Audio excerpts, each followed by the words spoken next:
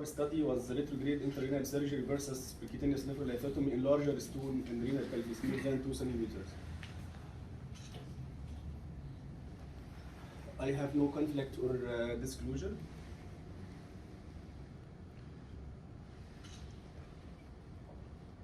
You can see here this introduction. A stone was discovered in an Egyptian ancient mummy, 1901, and was this mummy related to 4,800 before Christianity. In this figure, you can see here that Sigala represented that alpha receptor. It's already presented in the upper part of the ureter because it was known for urologists before that lower ureter only has alpha receptors. They are giving medical expulsive therapy only for the distal ureteric stones. But when Sigala in 2006 make immune histochemistry, he found that alpha receptor already presented on upper half of the ureter. In this one, you can see that wrong axis can lead to aborted procedure in percutaneous nephrolithotomy. Advances in ureteroscopy, you have many techniques up to robotic flexible ureteroscopies. First one was use of lower abdominal hand pressure with no dilatation. They are go direct ureteroscopy, repositioning of the lower ball calculus to the renal pelvis using retinol devices, wireless ureteroscopies, local administration of aminophylline to the ureter that has resistance for dilatation.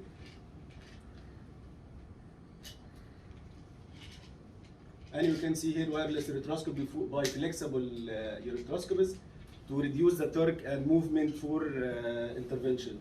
And finally, we have robotic flexible ureteroscopies, adjuvant therapy for ureteroscopy like post-operative alpha blockers, because as we said that receptors already in the upper ureter and gave maximum stone clearance rate. Advances in PNL, we have many advances also in PNL like patient positioning, prone spine, Galdaco modified supine. Puncture, we have urologist versus radiologist. We have guidance like fluoroscopy, ultrasound guided, CT guided, and ureteroscopy assisted retrograde puncture. Track dilatations, Alcan, ambulance, balloon. Drainage after PNL, nephrostomy versus none. Types of intracorporeal lithotripsy, you have ultrasonic, pneumatic, lysoclast, ultra, electrohydraulic lasers, and different types of lasers.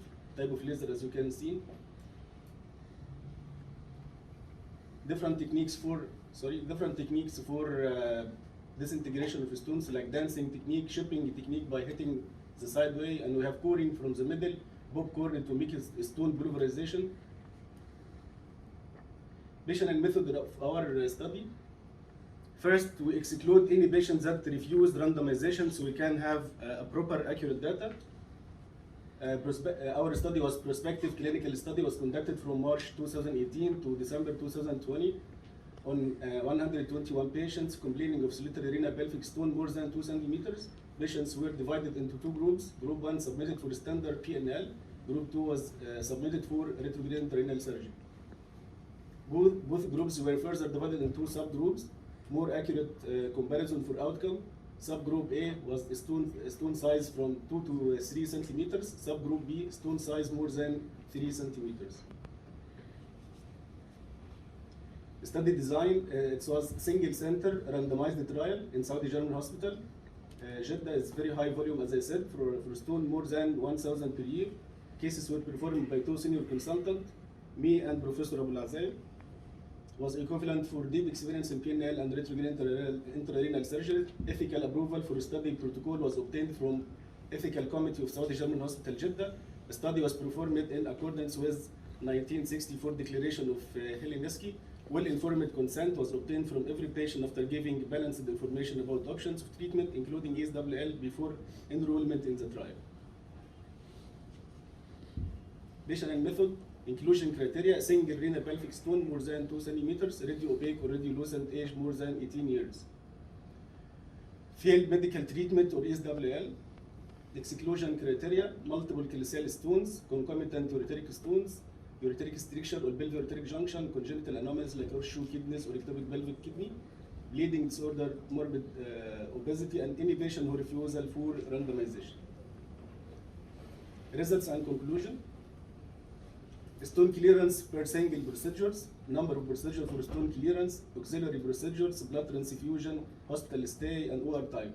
This is our comparative items. Complications based on intraoperative, postoperative.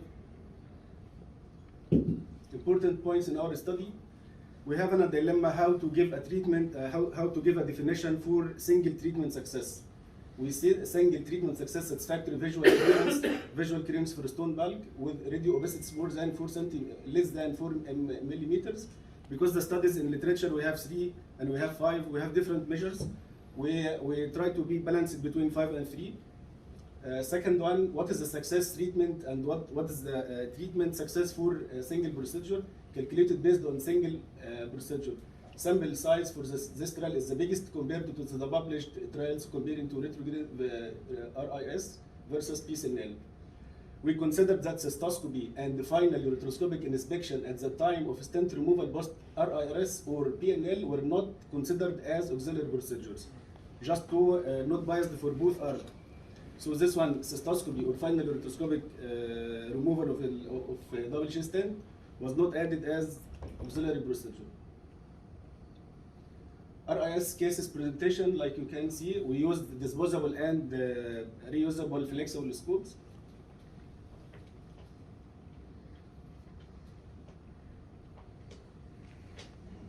And you can see here aborted PNL the case due to wrong axis.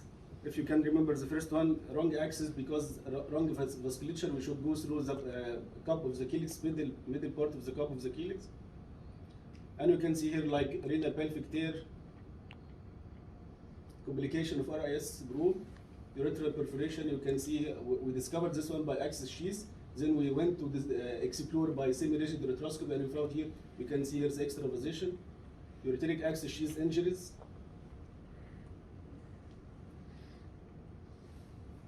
And you can see here by this one perforated calyx in R groups. You can see here by guide wires, then huge extravasation. Stone clearance per procedure was very high in PNL group. As you can see here, this is the PNL group. But per first single procedures, then after double procedure or third procedure by retrograde intrarenal surgery because we are attacking a high stone size. You can look for, I will go back for second. This is the first procedure. And in second procedure, then it become, in 3 procedure, it's become more or less closer. And OR time was, in group 1, was very high per procedure. But in total OR time, you can see here it become equal. Hospital stay per procedure. In group 1 for PNL was high, for ureteroscopy group was less, because you know it's short hospital stay for first procedure. But if you calculate multiple procedure patients, it become like equal, or even little bit more in group 1. Blood transfusion. You can see in group 1, rate of blood transfusion is higher, of course, because it's PNL associated with blood transfusion rate. And auxiliary procedures was high in RIRS group. Post-operative complication, it's almost the same. Conclusion of our study showed that RRS group is acceptable treatment modality for renal pelvic stone more than 2 centimeters and good alternative treatment option with a slightly lower stone free rate and low risk of blood transfusion. PNL achieved superior stone clearance. Retrograde intrarenal surgery associated with low morbidity than PNL. Stone burden markedly affects stone free ride in single session RIS and would be optimal for stone size from 2 to 3 centimeters or less. Single treatment procedure is associated with high stone clearance rate for PNL. Thank you. Any question from one by one, please? You or radiologist? Our track by done by us. We are not using ultrasound or radiology access. We are the one doing our track. Okay. Go ahead, one by one, please. Like for the PCL, was it prone or supine? And how many patients, like percentage, who had a nephrostomy, who had stent?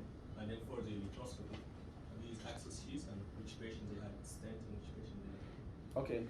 Actually, for to be يعني not biased to any group, we standard supine PNL because we have initial experience in Brune, but actually just for fear of comparative study, the standard position was supine.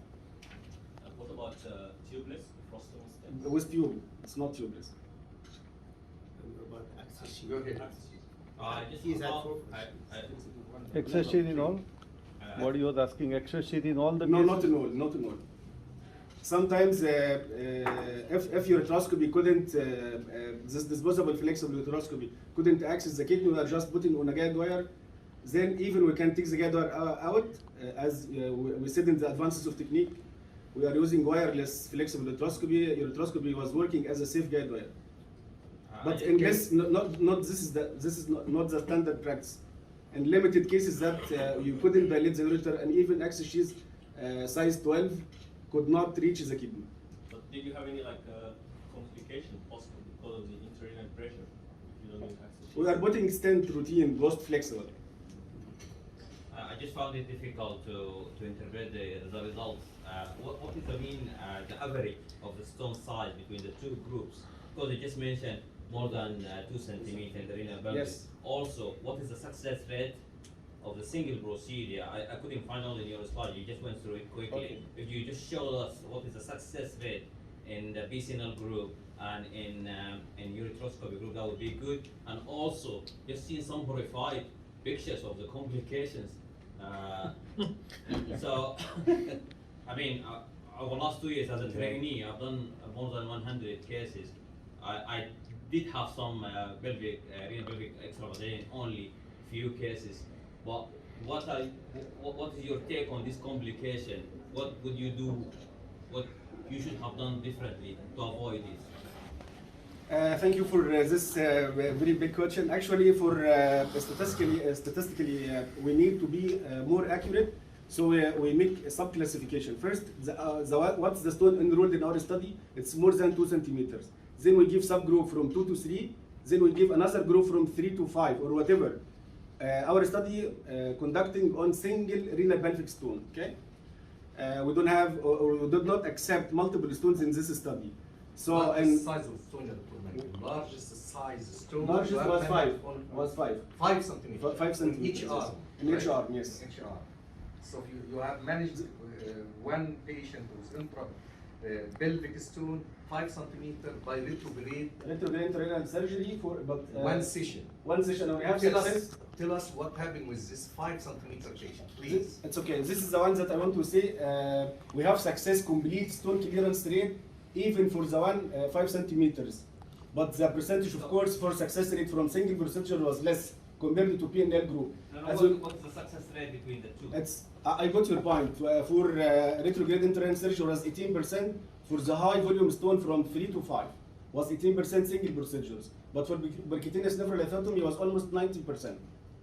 Okay. This is for the subgroup, for this subgroup. Okay, and you mentioned about the success definition. Did you do CT scan?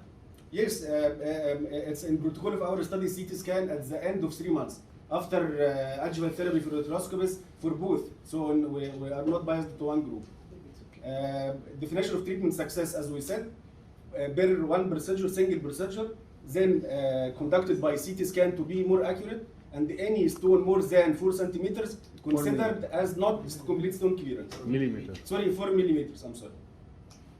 Okay. It's considered as failed We case, are by the running way. out of time, so I thank Dr. Magdi. Magdi. We will. No problem. Magdi. Magdi, I'm sorry, Dr. Magdi. أنت لو حطيت الصورة كلها. ماشي. Thank you so much. We have two speakers who did